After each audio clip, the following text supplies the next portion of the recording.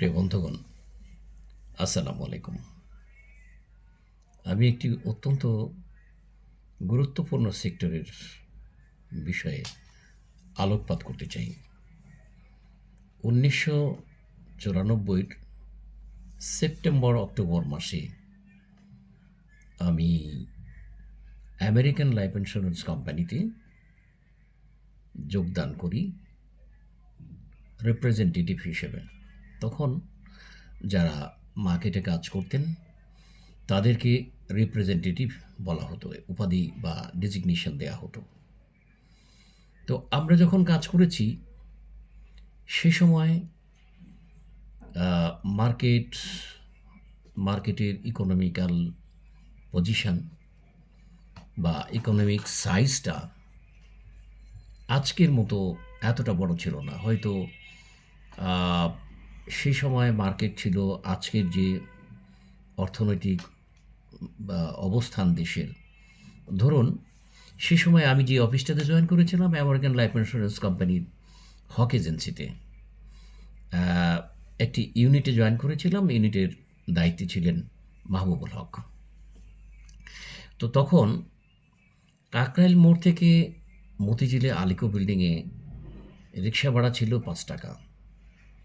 আজকে এই মুহূর্তে সেই কাকরাইল মোড় থেকে মতিঝিল আলিকো বিল্ডিং পর্যন্ত রিক্সা ভাড়া দাঁড়িয়েছে ৫০ থেকে ৬০ টাকা। তার মানে আহ, আপনি ধরে নিতে পারেন আজকের যে ইকোনমিক সাইজ বা বাজার দর সেটা ৫ বারো ৬০, তার মানে ১২ গুণ।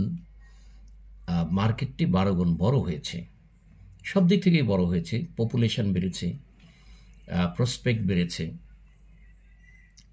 তো সে সময় কাজ শুরু করে আমরা যথেষ্ট খাটাখাটনি করেছি। সে সময়ের যারা আলিকোতে কাজ করতো একটা টাই, ব্রিফকেস, সুন্দর চকচকে শার্ট, টাই, জুতা এবং একটা ব্রিফকেস দিয়ে আমরা মার্কেটিংয়ে কাজ শুরু করতাম, প্রসপেক্টিং করতাম, মানুষকে আমেরিকান লাইফ ইন্স্যুরেন্স কোম্পানির ইন্স্যুরেন্স পলিসি বুঝাতাম এবং বুঝিয়ে সুঝিয়ে সেল করে প্রিমিয়াম নিয়ে আসতাম। তো তখন আমরাই মার্কেটটাকে উর্বর করতে সহযোগিতা করেছি। আমেরিকান লাইফ ইন্স্যুরেন্স কোম্পানি বাংলাদেশে প্রচুর ব্যবসা করত। একটা আমাদের মধ্যে নিজেদের মধ্যে একটা কম্পিটিশান ছিল, এজেন্সিগুলো ছিল, সেখানে এজেন্সির মধ্যে একটা কম্পিটিশান হতো। তো যাই হোক, আমার অ্যাপয়েন্টমেন্ট হয়েছিল ৯৫ সালের ১৩ ফেব্রুয়ারি। সম্ভবত ৫টা কি ৬টা পলিসি দিয়ে অ্যাপয়েন্টমেন্ট ফাইনাল করেছিলাম, আমার এগ্রিমেন্ট হয়েছিল। তো সেই এগ্রিমেন্ট হয়েছিল যখন, তো অ্যাট দি সেম টাইম আমার একটা গভর্নমেন্ট জবও হয়েছিল। সেই জবের বেতন ছিল ৭,০০০-এর মতো। এটা ১৯৯৫-এর কথা বলছি। তো আমি ডিসিশন নিয়েছিলাম যে আমেরিকান লাইফ ইন্স্যুরেন্স কোম্পানির চাকরিটা আর করব না, কাজটা আর করব না। তো তখন আমি ইউনিট ম্যানেজারকে বলতে গেলাম, বিদায় নিতে গেলাম। তো উনি যাই হোক মোটিভেশন দিয়ে আমাকে বললেন, এখানে ড্রিম শো করলেন উনি, স্বপ্ন দেখালেন। স্বপ্নগুলো আসলে স্বপ্ন নয়, এটা বাস্তব। কাজ করলে এখানে প্রচুর টাকা পয়সার একটা সুযোগ সম্ভাবনা সবই রয়েছে। এবং আমি পার্সোনালি যেই মানের সেলসম্যান, সেখানে আমারও যথেষ্ট রোজগার করার সুযোগ ছিল। তো আমি প্রথম যে চেকটি পেয়েছিলাম, কমিশন পেয়েছিলাম, সেটার পরিমাণ ছিল ৩৫,০০০ সামথিং। তো ওটা দিয়ে আমার এগ্রিমেন্টটা ফাইনাল হলো। তো উনি বুঝিয়ে শুনিয়ে আমাকে রেখে দিলেন। তো যাই হোক, আমিও থেকে গেলাম, গভর্নমেন্ট জবে যাইনি। কাজ করতে করতে রোজগারও করেছি বেশ। তো কথা হচ্ছে যে এটা একটা অনিশ্চিত যাত্রা। আপনি কাজ করবেন, ইচ্ছে মতো সেল করবেন, নিয়ম মতো কাজ করলে অনেক সেল করা সম্ভব। এবং প্রত্যাশিত মার্কেটে গিয়ে সেল করলে এখানে অনেক বেশি ভালো করা সম্ভব এবং অনেকেই করেওছে, আমিও করেছিলাম। আমি সেখানে কাজ করে করে আমাদের যে ইউনিটটি ছিল সেই ইউনিটে অনেক জায়ান্ট সেলসম্যান ছিল। মেনশন করতে পারি সাইদুল হক, দুলাল মিয়া মুন্সি, গোলাম কবির বুলবুল, জাহাঙ্গীর আলম, নবিউল্লাহ মুনমুন, আজহার আলী, আমার এলাকার ছেলে আজহার আলী। আমি ওকে দেখে দেখে ইন্সপায়ার হয়েছিলাম। ও একটি কার্ড দিয়ে এসেছিল, আর ওর কার্ডের সূত্র ধরে আমি এজেন্সিতে এসেছিলাম এবং সেইভাবে আমি এখানে যুক্ত হই। তো এখানে অনেক জায়ান্ট জায়ান্ট সেলসম্যান ছিল। আমাদের জুনিয়রও যারা ছিলেন, they were also quality salesman and qualified salesman. তো এখানে আহ, দেখলাম যে যারাই ইউনিট ম্যানেজার হন, হয়ে এক পর্যায়ে ম্যানেজারের সাথে বাকবিতণ্ডা হয়, বোনাবনি হয়, না পরে রিজাইন করে চলে যান। কেউ কেউ আবার ওই ম্যানেজারকে মারতেও এসেছেন। আমাদের অগ্রজ যারা ছিলেন তারা মারতে এসেছিল, আমরা ফিরাতাম যে কি বলেন, এটা কি করেন, তাদেরকে যাই হোক বুঝিয়ে সুঝিয়ে সুঝিয়ে তাদেরকে আমরা ফেরাতাম। তো যাই হোক, এভাবে অনেকেই এই এজেন্সি থেকে রিজাইন করে গিয়েছিল। তো পরে অ্যাট দি মানে ওয়ে অফ জার্নি আমিও আহ, এই এজেন্সিতে, মাহবুব এজেন্সিতে ইউনিট ম্যানেজার হলাম। তো ইউনিট ম্যানেজার হয়ে দেখলাম যে এই লোক এজেন্সি ম্যানেজার এত রূঢ়, বাইরে ফিটফাট, ভিতরে ওনার সদরঘাট। তো উনি বাহিরে মানুষের সাথে কথা বললে এত পলিশ মনে করবে যে এর মতো মানুষ হয় না, ফেরেশতা। কিন্তু ভিতরে এত বাদর, যে এত দুর্ব্যবহার করতে পারে মানুষের সাথে। তো সেই কারণে এই বাদরের এখান থেকে ধরুন 20 থেকে 25 জন ছেলেপেলে এখান থেকে রিজাইন করে চলে গেল।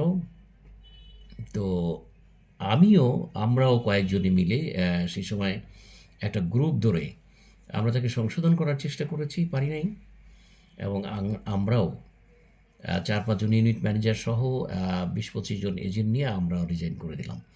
আমাদের ডিসিশন ছিল যে বেটা তুই আমাদের সাথে আমাদেরকে বেতন দিস না, আমরা সেল করে কমিশন নিই, তুই আমাদের সাথে দুর্ব্যবহার করিস, আনঅফিসিয়াল ল্যাঙ্গুয়েজে কথা বলিস, তো তোকেই শিক্ষা দিব। যাই হোক, সেটা করতে যেয়ে আমরাও রিজাইন করে এখান থেকে চলে যাই। তো কথা হচ্ছে যে ম্যানেজার এখানে আগে আমেরিকান লাইফ ইন্স্যুরেন্স কোম্পানিতে অল্প শিক্ষিত লোকজন আসতো, ম্যাট্রিক পাস, ইন্টারমিডিয়েট পাস, এখানে লোক কাজ করে করে ম্যানেজার হয়েছে।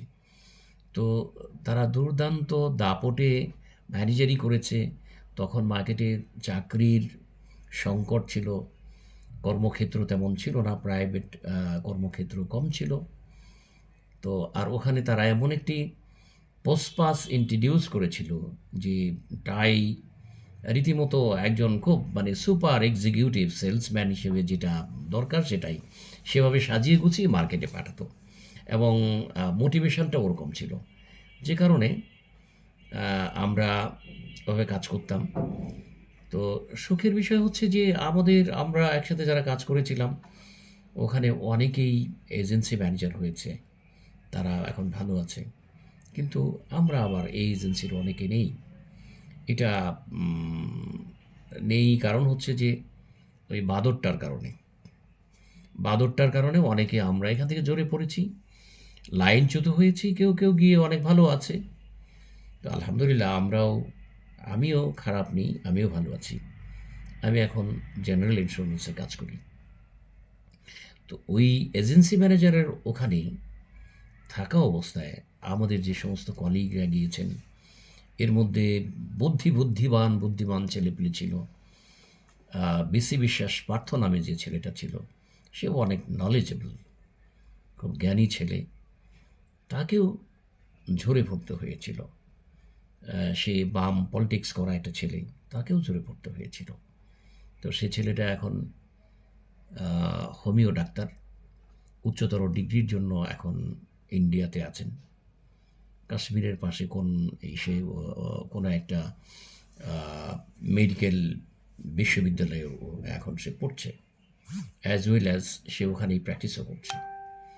তো যাই হোক, আমরা যেখানে প্রতিবন্ধকতা থাকে সেখান থেকে বিকল্প পথ খুঁজে বের করাই ভালো। আমরা বিকল্প পথ খুঁজে বের করেছি, এবং যারা চলে গিয়েছে সবাই ভালো আছে। তো কথা হচ্ছে যে অব্যবস্থাপনা, সেই সময়ের যে অব্যবস্থাপনা ছিল, এখন হয়তো কিছুটা ফ্রিডম আছে। আমি যে উদ্দেশ্য নিয়ে সেখানে গিয়েছিলাম, সেখানে যে ফ্রিডম ছিল, সেই ফ্রিডমটাকে আমরা পুরোপুরি এনজয় না করতে পেরে খুবই অ্যানয়েড ছিলাম। সে কারণে আমরা অনেকে চলে গিয়েছি, ম্যানেজারের সাথে বোনাবুনি না হওয়াতে চলে গিয়েছি। তো প্রিয় বন্ধুগণ, আজকের মতো এখানে শেষ করি এই ভিডিওতে। এটা ধারাবাহিকভাবে আলোচনা চলতে থাকবে। আপনারা সবাই ভালো থাকবেন। ধন্যবাদ আপনাদেরকে।